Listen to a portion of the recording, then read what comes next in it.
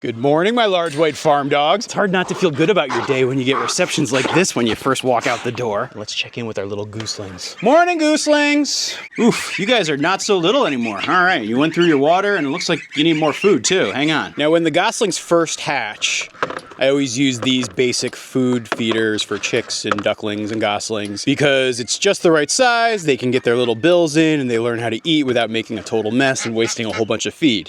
And this method of feeder works great when they're small, and so I highly recommend using one of these. But there does get to be a point in the goslings' development, and this is the same for chicks and ducklings too, where the amount of food that this can hold isn't enough to keep them fed all the way through the day. And so when that happens, I'm actually gonna up them to a different kind of feeder. This is one that can take a full 5-gallon bucket worth of feed, and they can just put their heads in here. At this point, they should be big enough where this shouldn't be a problem, and they shouldn't make a mess. And one time I actually had a baby chick crawl in here and die because it was dumb, and so I try to make sure they're not too small before I start to use one of these. But I think at this point, given how ravenous their appetites are and how big they're getting, I think they are ready for a feeder like this.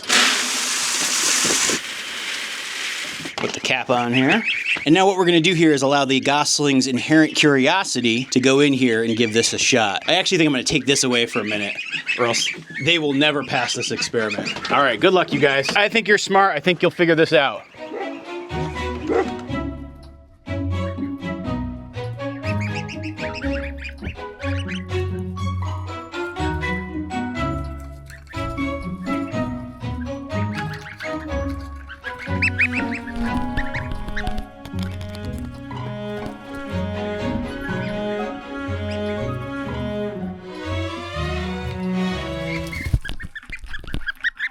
Uh-oh, looks like we have somebody else trying to make a home in the maternity ward. What are you doing there, ma'am? I don't believe this is the place for you. Uh-oh, and all these ducks followed in too. So yeah, we've got 2 ducks nesting in here, or I'm sorry, 1 duck, 1 goose, and she has been doing a wonderful job. I'm not so sure about this one. And then we have a second duck hiding underneath here in the ramp. We're just gonna let her keep doing her thing. But it appears that somebody's laying eggs in my catnip patch and we can't have that. Out you go, guys, come on, get out of here. I always feel like the ducks come stumbling back to their home, much like a person out after a night of carousing and drinking. They're noisy, carousing, and all they really want is some food. All right, inside we go, let's go. Morning, birds. You got a lot to say, sir. Got chickens working on breakfast. Look for any duck or goose eggs in here. I'm not seeing any so far. The geese haven't entirely stopped laying, but they're pretty darn close. Hey, Bean, how's it going? Here we have Bean, our blind duck. She's a little shy. Got another duck nest right here. This one I've actually been watching, and the mom's a good mom, so I was gonna let her hatch those out. You know, given the number of years I've now been doing this, I'm starting to recognize which ducks are the best moms, and they're usually the ones that I promote if it's either that or the ones that come from good moms. When we go out to check on the cattle, we'll go look, see if we can find some duck eggs. Usually around this time of year is when they start laying out there, so I wouldn't be surprised if we find them. I have been dumping a little bit of food and water in here for the ducks too. I'm just making sure they don't have to go too far so that they can just keep sitting on their nest with their little ones. I think this will improve hatch rate. Like that girl just got up when she saw that I was feeding the other ducks, so she's probably gonna stay in here now. And now a word from the goats. Good morning, boys. How are you doing?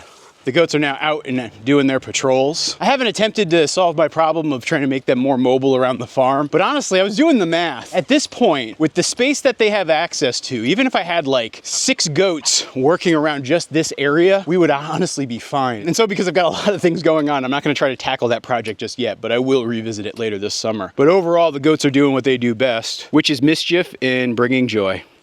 Yeah, you're a good Barnacus. Yes, you are. Good boy. And rubbing up against the fences and gates. They love doing that.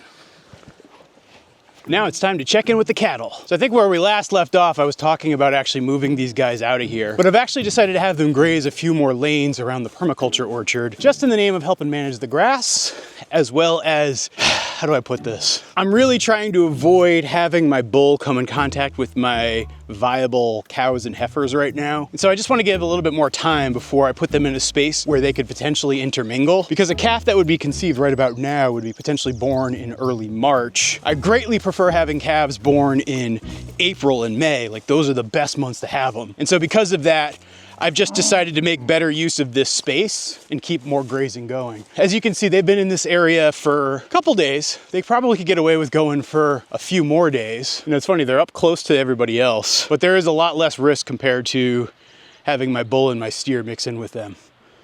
Isn't that right? And the spots where they are, actually all the trees have died, so I'm just not that worried about them damaging them. And honestly, they actually have plenty more grazing that they could do for a few more days up here, and it would be good for me and for them. How are you doing there, Amanda Hug and Kiss? Ariel? Where's your calf, Ariel? I do think I saw most of the calves scampering through the permaculture orchard, which is not the best thing in the world, but it does happen. Hey, Bonnie McMurray. And look at Curly Sue. She is getting prettier and prettier by the day. She is a great calf. Hey, Belle. How's it going, girl? Uh-oh. What did you do? Did you get on the wrong side of the fence? Come here, girl. Come on, Betty. Let's go. I genuinely don't want you here where I have like mature chestnut trees I've been trying to grow for 7 years. Come on. Come on, Betty. Come on. Can I get you under? There we go. Good girl. But yes, overall, things with the cattle are going swimmingly. I mean, heck, even look at these chestnut trees. Even the damage they're doing actually isn't all that bad. For a lot of these trees this year, I actually have to cut down some of their tubes. Like this mulberry's ready to go, that chestnut's ready to go. I always want to be kind of careful about cutting the tube too early. I usually like to cut the tubes off of them. Like, you know, for example, like this tree that you see right here.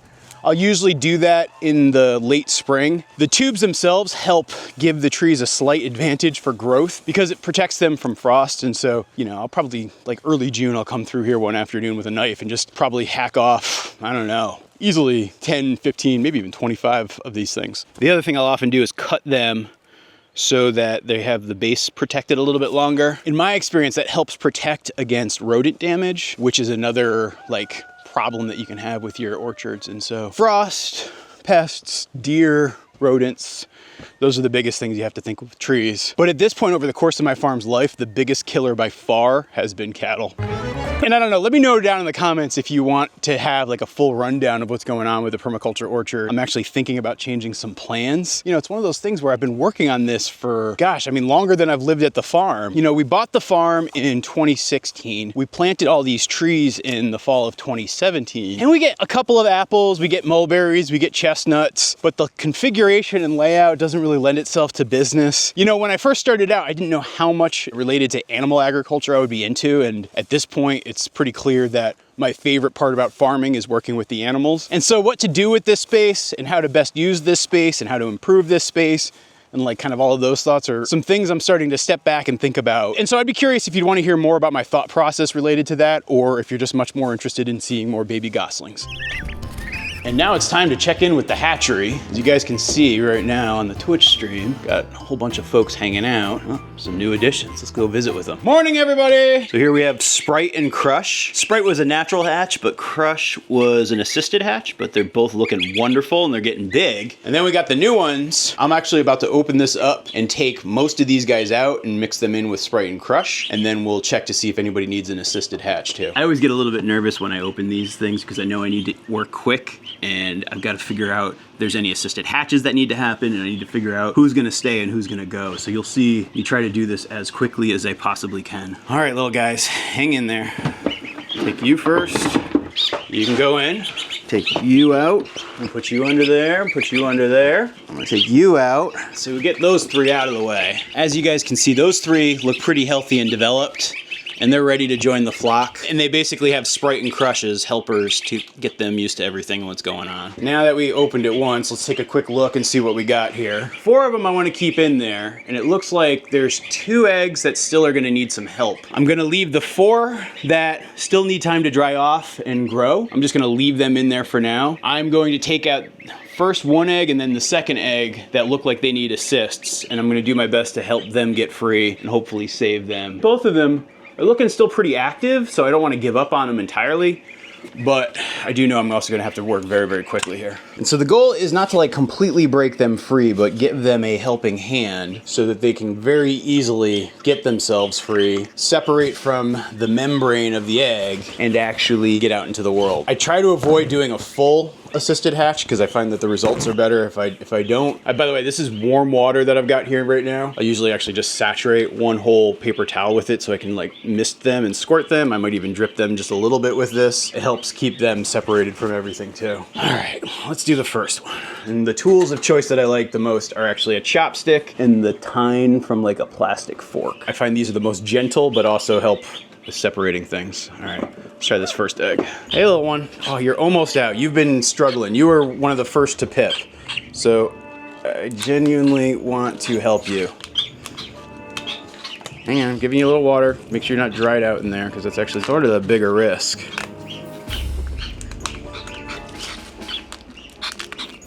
This one's membrane is kind of drying out, so I need to really help it here. Come on, you can do it.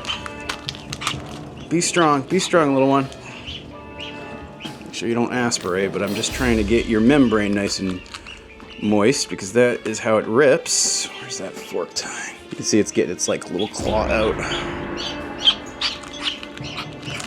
There we go. And let's try this one. This is actually also one of the earliest ones to pip. It's been more than a day. And this one was kind of always a weird one, so I'm not surprised I had to help it.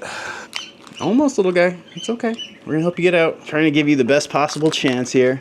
Going slow, and being very careful. Because the risk is, if it hasn't fully separated from the membrane, the gosling can actually end up like getting a bleed and like die. I have actually done that accidentally before, and it's horrible to witness.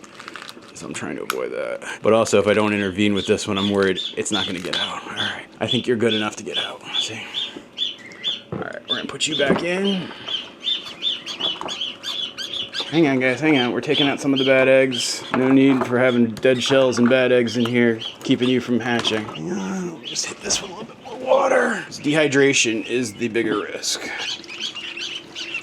We're gonna let them continue to do their thing. By the way, if anybody's watching this, I am not a professional. I'm not a veterinary professional at all. This is just me trying to do the best for my birds, and I could be doing it wrong. And so if people have feedback, I'm always willing to listen. But then also if you have advice or comments, also willing to listen to that too. These eggs are like a dangerous time bomb, because some of them could explode and be disgusting. I've had it happen before, so I'm always very, very careful with my egg disposal after taking eggs that have been sitting in an incubator for a month.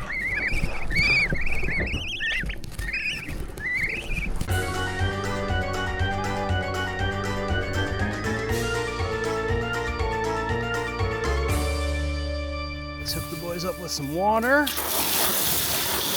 We're gonna wash off all those snails. I keep forgetting to bring a clip up here to secure the hose while I fill it up. So yeah, I keep having this problem.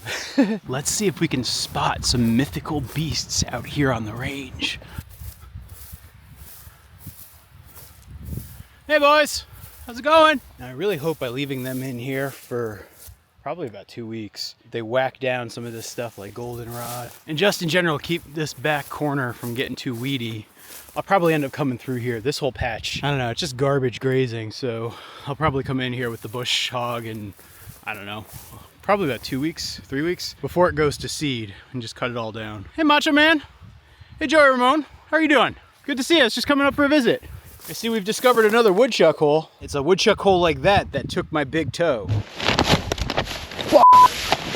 And by took my big toe, I mean I fractured my toe on it last fall, and so I still have my toe and it works and I'm fully healed and recovered. But it was a woodchuck hole like that nonetheless, and so it's kind of open season on woodchucks this year around the farm. I actually, when I come up here every day, I like to just walk up to them, see if I can encourage them to follow me, and then I'll pet them and visit with them and maybe even give them a treat or two. It's just my process of like ensuring they don't go feral and forget about me. They get very used to, you know, being humanly interacted with, because it makes handling your cattle so much easier when that's the case. But yeah, I just love watching them come lumbering through.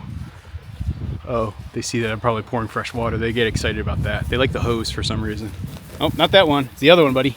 Try to keep the hose in there this time, huh? Yesterday, they like knocked it out while I was mid-hosing and kind of made chaos. Don't worry, Joey. I'll fill up the second trough in a minute. I have the 2 troughs just so they don't fight. You know, the weather has really gotten weird. Like, we had a couple of weeks where it was like in the 70s. Like, I think our high at one point was like 78. And it just felt like, oh, wow, we're in full-on summer mode. It's lately gotten colder again, where we have like lows in the 30s overnight, and then, you know, highs in the upper 40s during the day, which today's gonna be another one, and a fair amount of rain, which all is normal, but it kind of makes it harder to like switch gears in your brain, you know? It's like you have these various seasonal cues that tell you like now is the time for this or now is the time for that. But when those seasonal cues hit and they don't match the calendar or don't match where the farm's at, I don't know. For me, it's always like, I gotta like reset my mental framework on it. But I don't know. I guess that's just part of life, right? Because I only have the 1 trough already filled up. They're already fighting.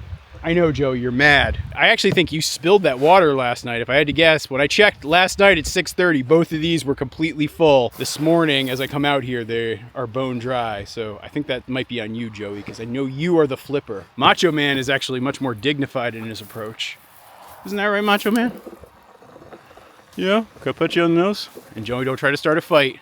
Actually, wait, I can get a good shot here. You can see just the size difference and muscle composition difference between a steer and a bull. Even though Joey is older than Randy, you can just see the difference in their muscularity and size. And actually, Joey, he got the added advantage. He wasn't steered until he was about 8 months old. You can see he's looking out into the distance where you can see the girls not too far, but there's 1, 2, 3, 4, I guess technically 5 fences in between them. But even still, he can smell them, he can sense them, and he's really looking forward to meeting up with them. But that's not gonna happen for a couple more weeks.